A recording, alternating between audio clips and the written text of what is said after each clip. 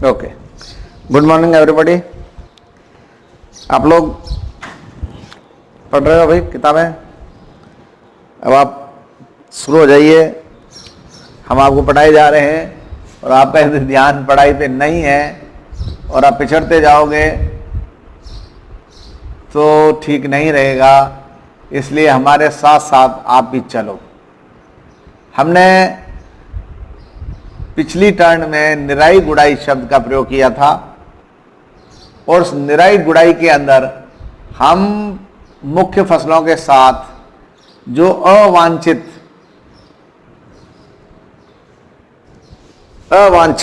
स्वतः उगने वाली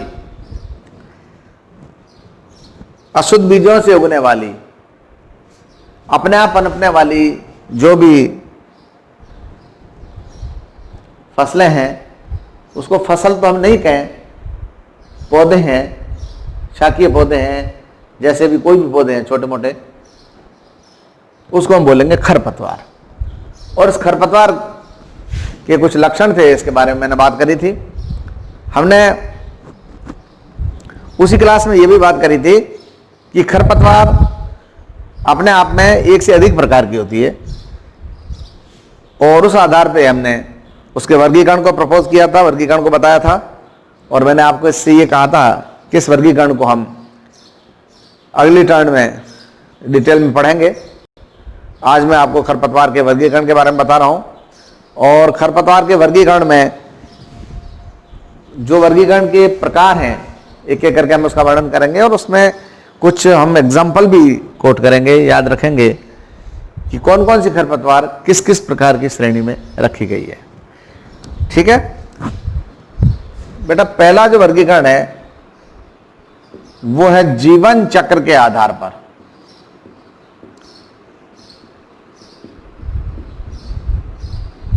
जीवन चक्र के आधार पर, नाम से लग रहा है जीवन चक्र।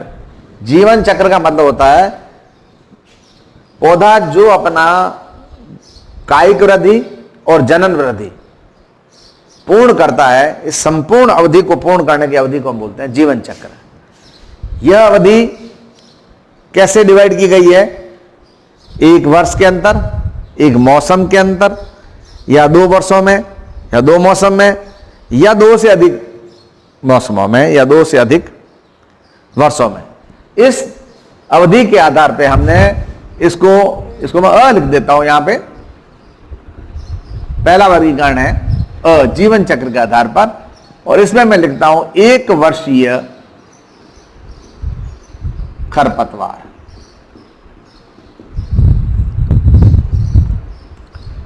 अब आपके नाम से स्पष्ट है कि वे खरपतवारें जो अपना जीवन चक्र एक मौसम में या 1 वर्ष में पूरा कर लेती हैं, पनप जाती हैं, कायिक वृद्धि पूरी कर लेती हैं, जनन वृद्धि पूरी कर लेती हैं और समाप्त हो जाती है, इसको हम बोलते हैं 1 वर्षीय खरपतवार। 1 वर्षीय खरपतवार में भी हम लोग टुकड़े करते हैं खरीफ खरपतवार और रब्बी खरपतवार। इसको हमने आइडेंटिफाई कर लिया टाइप ऑफ फसल पर, टाइप ऑफ क्रॉप पे। जो खरीफ की मौसम में खरपतवार उगती है और अपना जीवन चक्र पूरा करती है, खरीफ के मौसम में, खरीफ कब होता है? इसको हम बोलेंगे उनालू, इसको बोलते हैं सियालू। सर्दियों के मौसम में, और उनालू गर्मियों के मौसम में। ये नाम आपको किसी भी तरीके से देखना है। खरपतवारें वे खरपतवार हैं जो अपना जीवन चक्र गर्मी के सीजन में पूरा कर लेती है। जैसे गर्मी में हम लोग बाजरे को उगाते हैं, आजकल तो बाजरा सर्दियों में उगाया जा रहा है क्योंकि हम लोगों ने तो 12 मासी काम करना शुरू कर दिया है। जिनके खेतों में बेरे हैं, कुएं हैं, या जो मानसून आधारित खेती नहीं करते हैं, वो 12 ही महीने तक फसलें ले रहे हैं। लेकिन मुख्य रूप से इस फसल का नाम खरीफ फसल वे फसलें हैं जो गर्मी के मौसम में या मानसून आधारित फसलें होती है, वो सारी सारी खरीफ फसलें कहलाती है। तो जो अपना जीवन चक्र खरीफ की फसल में खरपतवार अपना पूरा कर लेती है, खरीफ की मुख्य फसल के साथ उगती है और उसी के साथ अपना जीवन चक्र पूरा कर लेती है, यह खरपतवार कहलाती है, खरीफ खरपतवार। आपको एग्जाम्पल भी इसका ध्यान में रखना पड़ेगा, जैसे चौलाई और लसुआ।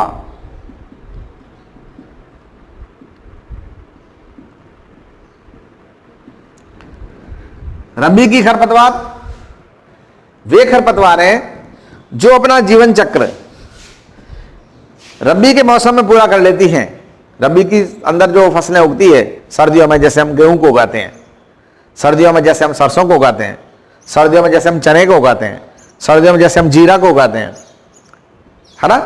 तो ये इनके साथ जो अवांछित रूप से अन्य फसलें उग जाती है, वे सारी सारी फसलें कहलाती है रबी की खरपतवार। वो फसलें या वो पौधे, ये रबी की खरपतवार है। तो इसके अंदर हम किसको रखेंगे? इसके अंदर हम रखेंगे उदाहरण के लिए कृष्ण नील।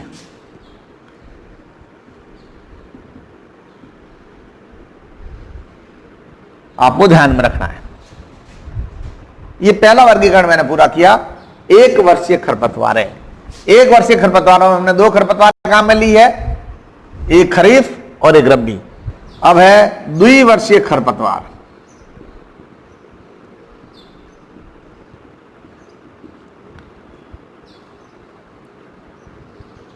वे खरपतवार हैं जो अपना जीवन चक्र आइदर इन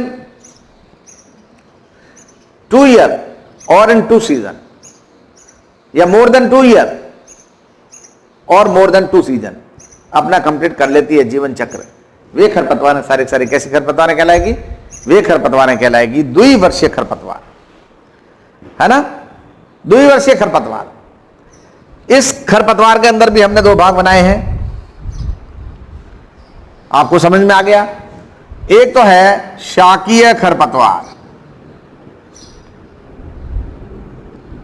और दूसरी है काष्ठीय खरपतवार।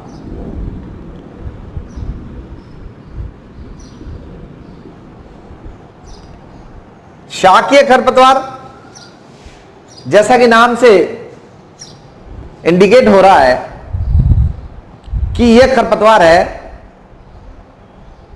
इसका जो वायवीय भाग है, एरियल पोर्शन है, वो मुलायम है, कोमल है, कड़ा व कठोर नहीं है। ये कहलाएगी शाकीय खरपतवार है।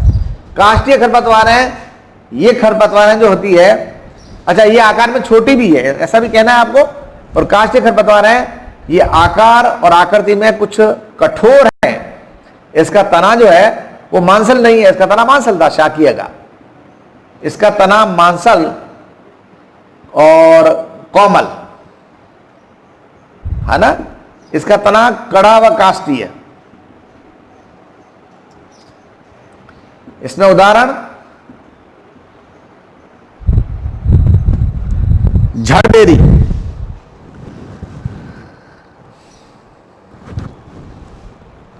और इसका रह गया ना, इसका उदाहरण मोथा, हिरणखुरी,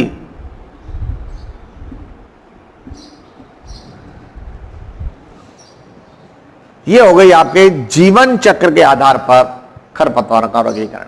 आपका एक सवाल इस पे बन सकता है, जीवन चक्र के आधार पर खरपतवारों का वर्गीकरण कीजिए। तब आपको केवल यही देना है, एक वर्षीय, द्विवर्षीय, एक वर्षीय में 2 और द्विवर्षीय में ये। तो अब है आपका दूसरा पोर्शन खरपतवार के वर्गीकरण का। खरपतवार के वर्गीकरण का दूसरा पोर्शन है बीज पत्रों के आधार पर।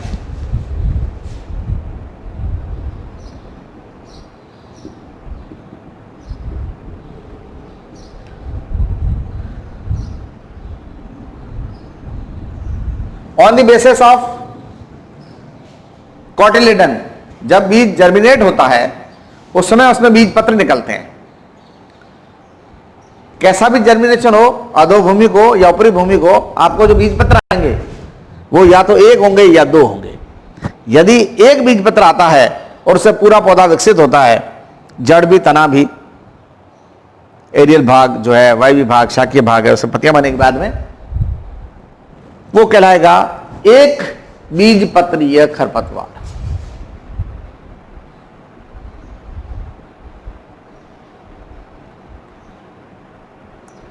एक बीज पत्री खरपतवार। और जब दो बीज पत्र आए तो यह खरपतवार कहलाएगी द्विबीजपत्री खरपतवार। आप लोग जानते हो एक बीजपत्री पौधे और द्विबीजपत्री पौधों के अंदर गेहूं, बाजरा, मक्का, चावल, ये सारे एक बीजपत्री पौधे हैं। चना, मूंगफली, सरसों, ये सारे द्विबीजपत्री पौधे हैं। इसी तरह से खरपतवार भी एक बीजपत्री और द्विबीजपत्री होती है ना। तो एक बीजपत्री खरपतवार मोथा, इसमें लिया आपने, इसमें आपने ले लिया मकोई।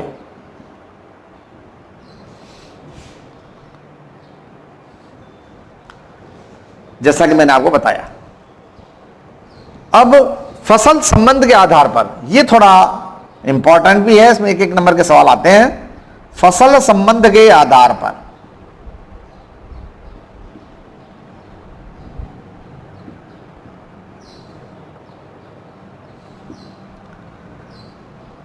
यह वर्गीकरण का तीसरा पहलू है। इसमें हम एक एक करके, इसके भी पार्ट हैं। निरपेक्ष खरपतवार, सापेक्ष खरपतवार। निरपेक्ष, सापेक्ष,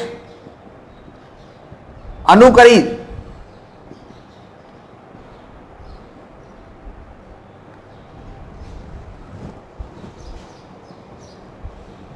ये तीन फसलें हमने इसमें ली है। खरपतवार की तीन चीजें ली है, निरपेक्ष और सापेक्ष। निरपेक्ष किसको कहेंगे हम? निरपेक्ष खरपतवार हम किसे कहेंगे? इसके अंतर्गत वे सारी फसलें आती है जो मुख्य फसल की उपज को कम कर देती है। इसमें एक वर्षीय, द्विवर्षीय, बहुवर्षीय सारी खरपतवारें आएगी। सापेक्ष खरपतवार यह अशुद्ध बीजों से उगती है, स्वतः ही उग जाती है। जैसे गेहूं के बीजों के साथ चने का बीज का उगना, यह सापेक्ष। गेहूं के साथ चने का बीज,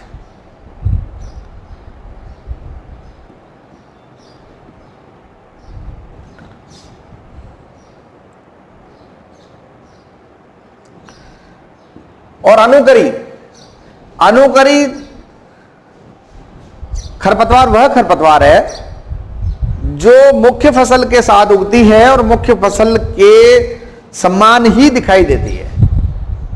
उसका जो आकार है, आकृति है, वो मुख्य फसल जैसी ही दिखाई देती है।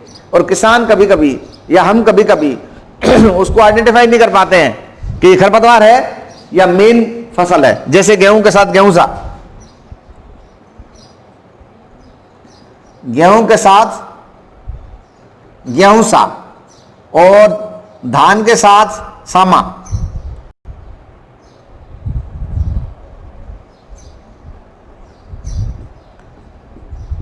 चावल है, धान का मतलब चावल।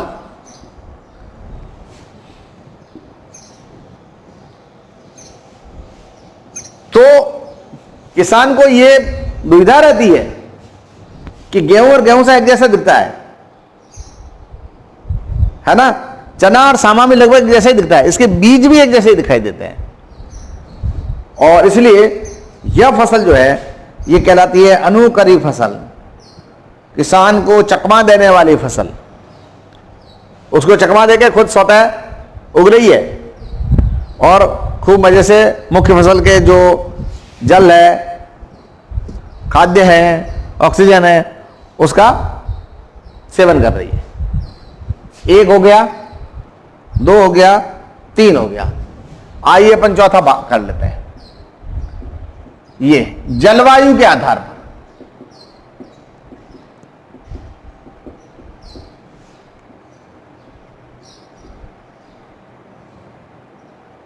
जलवायु किसे कहेंगे? जलवायु आप जानते हैं जलवायु क्या है? वातावरण का प्रभाव, वो है जलवायु। जलवायु के आधार पर खरपतवार है। अब जलवायु के आधार पर खरपतवार क्या होगा? एक अवांछित खरपतवार और एक परजीवी खरपतवार।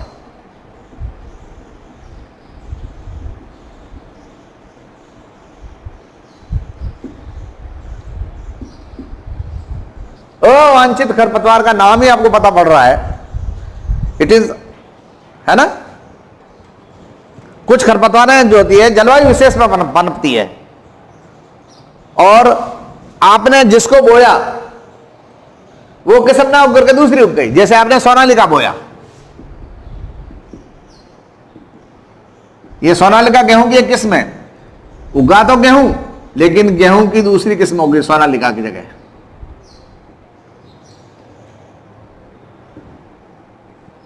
इसको हम अवांछित खरपतवार कहते हैं।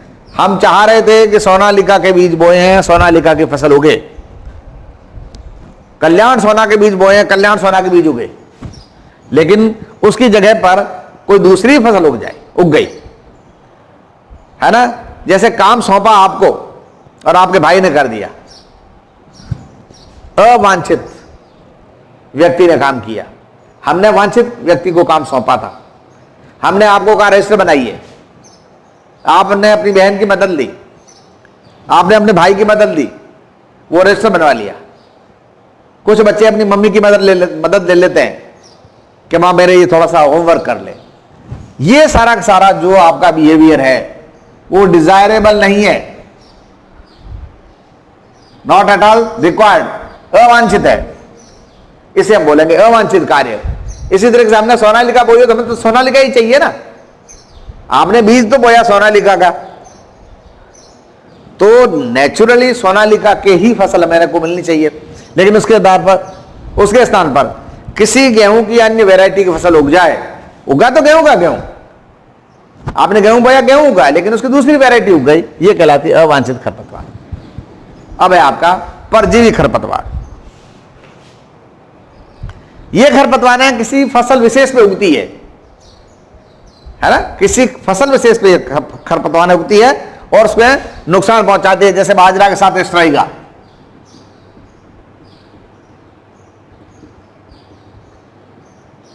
ये इस पे उगेगा,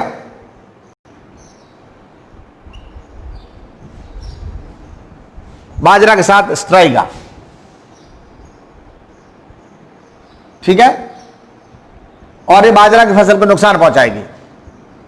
ये हो गई आपकी परजीवी किस्म की फसल। अब आपको एक और वर्गीकरण बता रहा हूं, यह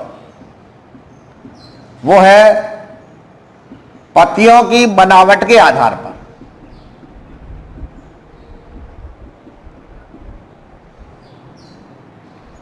पत्तियों की बनावट के आधार पर,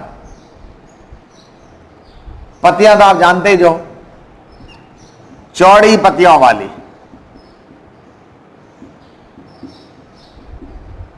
और संकरी पत्तियों वाले। चौड़ी पत्तियां देखी है आपने और संकरी पत्तियां भी देखी है ना। चौड़ी पत्तियों वाली और संकरी पत्तियों वाली,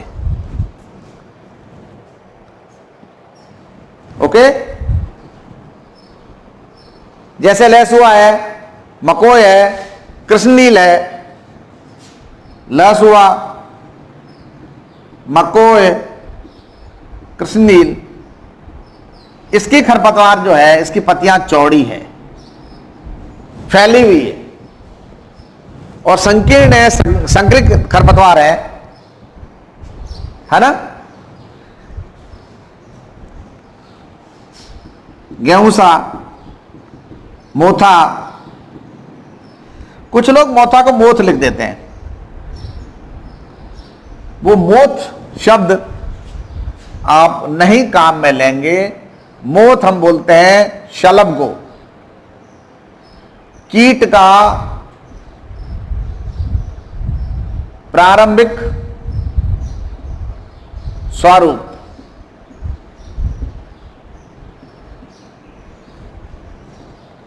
ये है मोथ,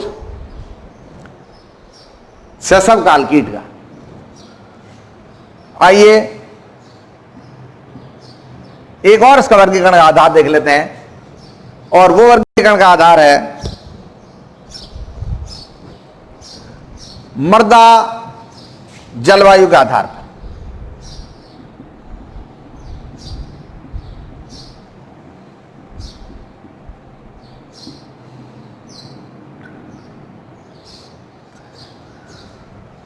मृदा जलवायु, शुष्कोद्भिद मृदा, मरोद्भिद मृदा, जलोद्भिद मृदा, जलाक्रांत मृदा, कई प्रकार की मृदाओं के नाम आपने सुने हैं। लवणीय मृदा, अम्लीय मृदा, क्षारीय मृदा। इसमें क्या आएगा? इसमें जल निमग्न भूमि खरपतवार, जल निमग्न खरपतवार, ये खरपतवारें जल में डूबी रहती है, जल में समाई रहती है, जल में घुल, एक तरह से पाई जाती है, जल के अंदर ही डूबी रहती है। जैसे आपने जल निमग्न में से आपने जल कुंभी वगैरह देखा है ना, ये खरपतवार नहीं है, लेकिन जल निमग्न ये खरपतवार है, जल पानी के अंदर ही पाई जाती है।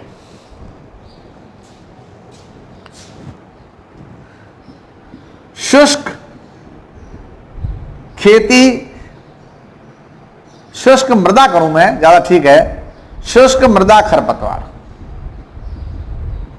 ये खरपतवारें सूखी भूमि में या सूखी मृदा में या सूखी सॉइल में पाई जाती है।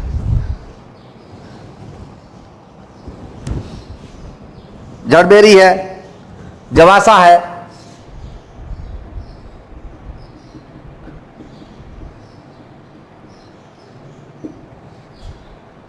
मृदा की अंदर जो जल की मात्रा है उसके आधार पर यह वर्गीकरण जो है ये निर्धारित किया गया है ना।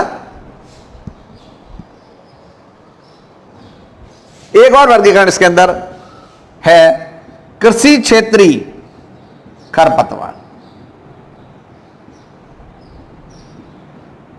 अब इसमें आपको ध्यान ये रखना है कि जल निमग्न है, यहां हमने कोई फसल उगाई नहीं है, लेकिन जल में डूबी भी कुछ जैसे सिंगाड़ा वगैरह हो रहा है तो वहां पे जल निमग्न पड़ता है, ये शुष्क वातावरण में। और यहां कृषि क्षेत्र में जो खरपतवारें उग जाती है वो हमारा एरिया है कृषि क्षेत्र, हमने यहां खूब अपने फसलें उगाई है, इस फसल के साथ जो फसल उग जाती है वो कृषि क्षेत्रीय खरपतवार कहलाती है।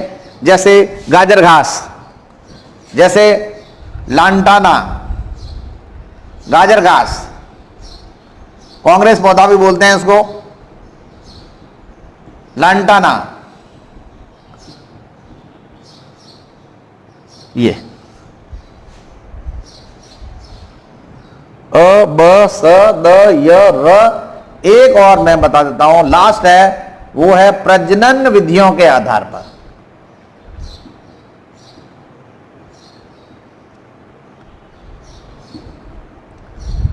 प्रजनन विधियों के आधार पर प्रजनन विधि आपने देखा है, कायिक जनन, अलैंगिक जनन और लैंगिक जनन। और इसमें भी आपने ये चीज देखी है कि कभी कभी बीजों द्वारा पौधे को पनपाया जाता है और कभी कभी हम वानस्पतिक विधियों द्वारा पौधे को पनपाते हैं। वानस्पतिक विधियों में जैसे कलम लगाना है, दाब कलम है ना, ग्राफ्टिंग है जिसको उपरोपण ये वगैरह सब कहते हैं आप, ये सारा तो उसके दो भाग हो गए। एक बीजों द्वारा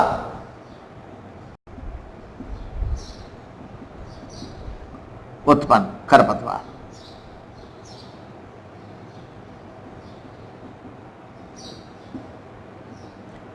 और दूसरा वानस्पतिक भागों द्वारा उत्पन्न खरपतवार। वानस्पतिक भागों में जैसे कंद है, घनकंद है ना, प्रकंद है और ये बीज हैं। बीजों द्वारा उत्पन्न खरपतवार में से जैसे अशुद्ध बीज हैं या कुछ ऐसे बीज हैं जो मुख्य फसल के बीजों के साथ पाए जाते हैं, पहचानने में बड़ा मुश्किल होता है, उसको जब उगाते हैं तो उसके साथ ये भी उगाते हैं, ये खरपतवार कहलाती है। कैसी? बीजों द्वारा उत्पन्न खरपतवार।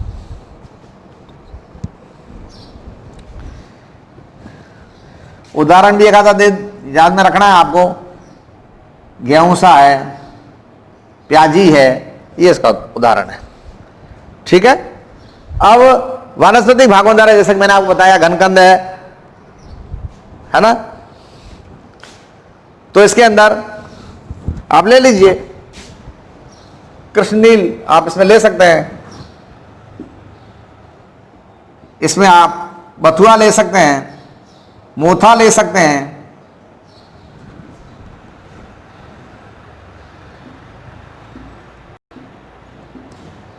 आइए हम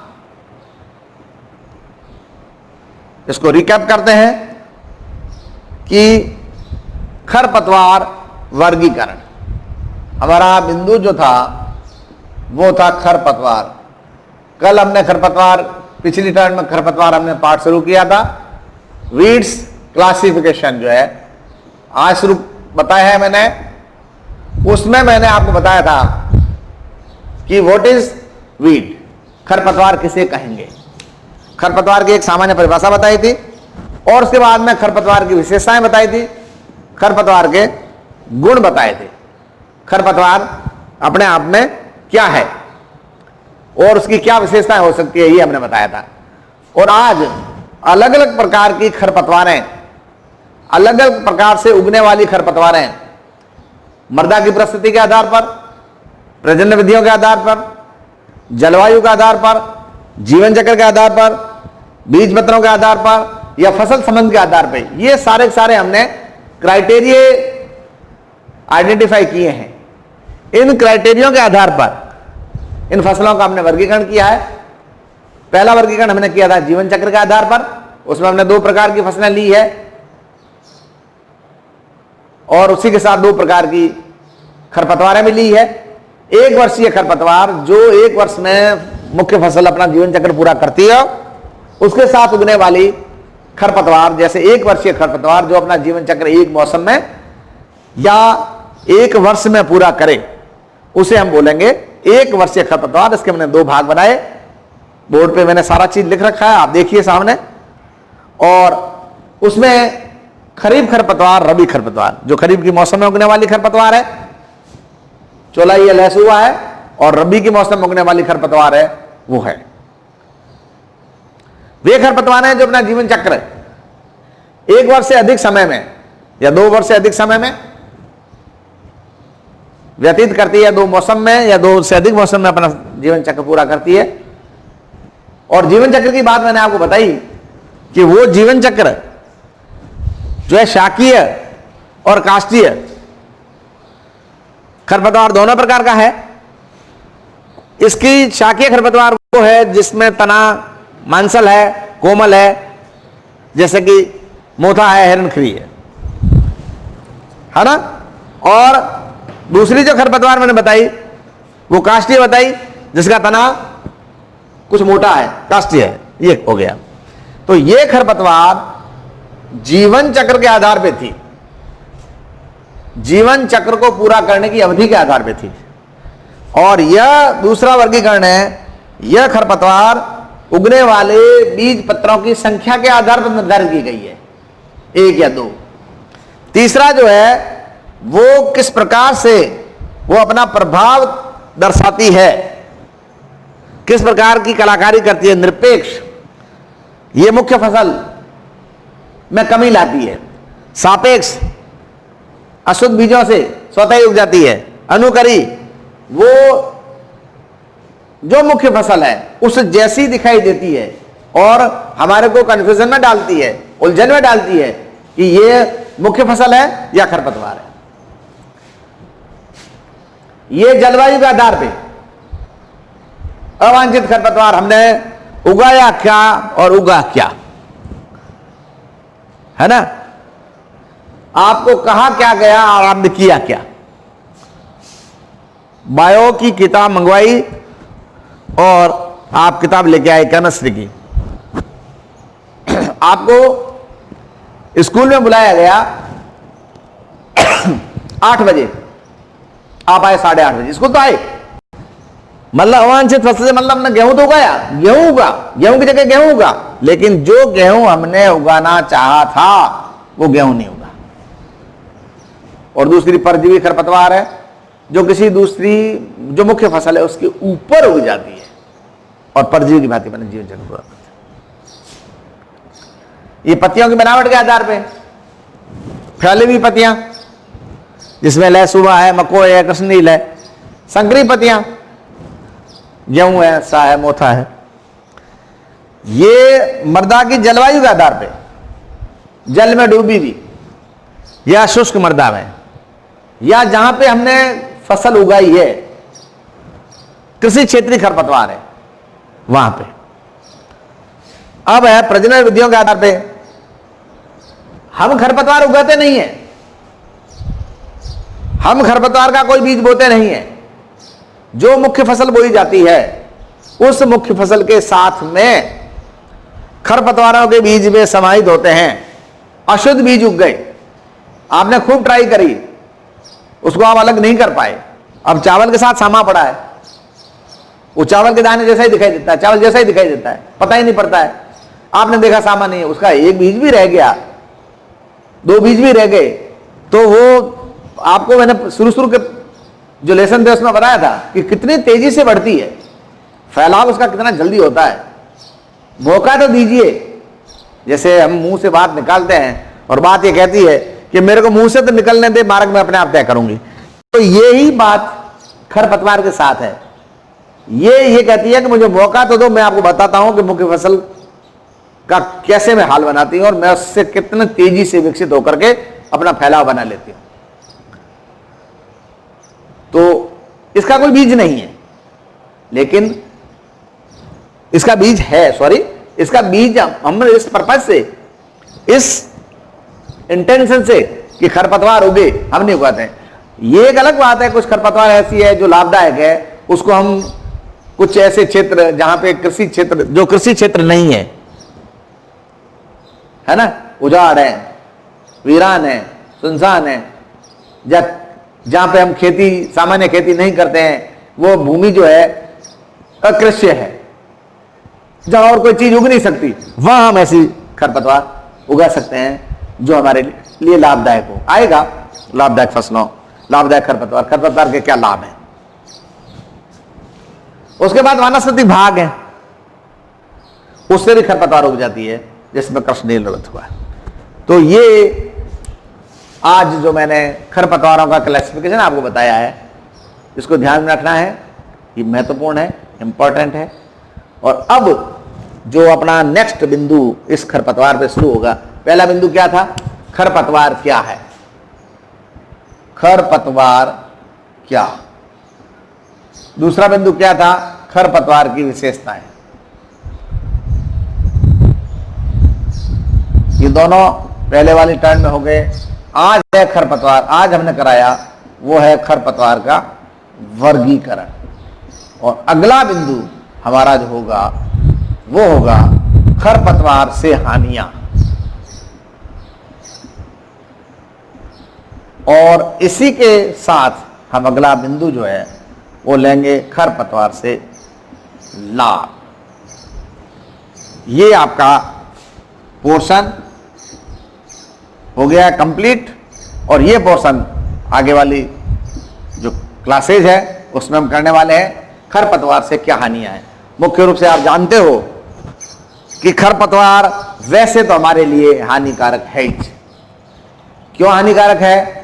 कि यह खरपतवार हानिकारक इसलिए है कि यह मुख्य फसल का स्थान ले लेती है। मुख्य फसल को जो मृदा से पोषक तत्व मिलते हैं उसका यह हरण कर लेती है। ये तेजी से पनप लेती है, पनप जाती है और उसके पोषक तत्व मृदा के ये ज्यादा बटोर लेती है, मुख्य फसल कम लेती है। मुख्य फसल के लिए जो उपलब्ध पानी है उसको भी प्राप्त कर लेती है। और दूसरा मैंने आपको यह भी बताया था कि ये सभी प्रकार के वातावरण में उग जाती है। इसको यदि कम पोषक तत्व मिलते हैं नो प्रॉब्लम, कम जल भी मिलेगा तो भी कोई बात नहीं है, मृदा कैसे भी मिल जाए ये उग के दिखाएगी और आपके लिए परेशानी पैदा करेगी। तो ये हानियां हैं कुछ, ये अपन करेंगे नेक्स्ट टाइम पे करेंगे, आज तो मैं नहीं करूंगा। इसमें यह भी बताऊंगा मैं आपको कि इससे मानव के स्वास्थ्य पे क्या नुकसान होता है, पशु के स्वास्थ्य पे क्या नुकसान होता है, पर्यावरण पे क्या नुकसान होता है। ये सारी बातें हम लोग इसमें करेंगे। आप लोग ध्यान दीजिए, एक एक बिंदु जो है इसका, ये जो मैंने लिखा है आपको भी यही करना है। रोजाना मैं बेटा एक ही बात करूं और आप उस बातों में ध्यान नहीं दो तो मेरा भी मन व्यथित होता है। मैंने कहा आप हर बिंदु के छोटे छोटे बिंदु बनाइए, हर पॉइंट के टॉपिक के जो भाग है, जैसे खरपतवार का वर्गीकरण, इसके अंदर क्या क्या चीजें हैं, जीवन चक्र, बीज पत्र, फसल संबंध, जलवायु, पत्तियों की बनावट, मृदा की जलवायु और प्रजनन। अब इसके अंदर सब पार्ट क्या है ये भी आपको देखना है। तो दोनों चीजें यदि आप इस तरह से बनाते जाएंगे, करते जाएंगे, तो आई डोंट थिंक कि आपको किसी प्रकार की कोई प्रॉब्लम आने वाली है। बताइए, एक चंद्र प्रकाश ने मेरे को मैसेज किया है, व्हाट्सएप मैसेज किया है कि सर दूसरे पार्ट के क्वेश्चनरीज जो है उपलब्ध नहीं कराई है। बीच में आपकी ऑनलाइन क्लासें बंद कर दी थी हमने, तो मैंने उसको वापस रिप्लाई भी दिया था कि 1 तारीख से क्लासें जब रेगुलर होगी तो वो क्वेश्चनरीज आपको दे दी जाएगी। लेकिन दुर्भाग्य से 1 तारीख से क्लासें रेगुलर हुई नहीं और मैं वो चंद्र प्रकाश ही नहीं बाकी लोगों के लिए भी वो जो सेकंड चैप्टर हैं उसके क्वेश्चन हैं वो आपको बताने हैं, वो भी बताऊंगा। थर्ड टॉपिक के भी क्वेश्चन मैंने कुछ बताए नहीं है। यूँ तो थोड़ी बहुत जानकारी आपको दी है मैंने, जो जो भी मैं पढ़ाता हूँ आपको उस समय कुछ न कुछ बताता रहता हूँ, है ना। तो आप लोग सुनते रहते हो, करते रहते हो, ठीक है भाई, आपको जानकारियां दे दी जाएगी। तो this is all about today. Have a nice day. Thank you very much for being with me. Please get yourself well acquainted with your course. ऐसा नहीं कि आपको बताया जा रहा है और आप उसको ध्यान से सुन नहीं रहे, ध्यान से देख नहीं रहे, सर ने पढ़ाया क्लास में वापस पढ़ा देंगे। अब क्लास में वैसे इस कोविड की वजह से कुछ आपका कोर्स है उसमें कटौती होगी, क्या होगी ये अभी भविष्य के गर्भ में है, आपको बताया जाएगा। लेकिन आप ये मान के चलो कि जो आपको पढ़ाया जा रहा है वो सब आपको पढ़ना है, ठीक है भाई। Okay, thank you very much.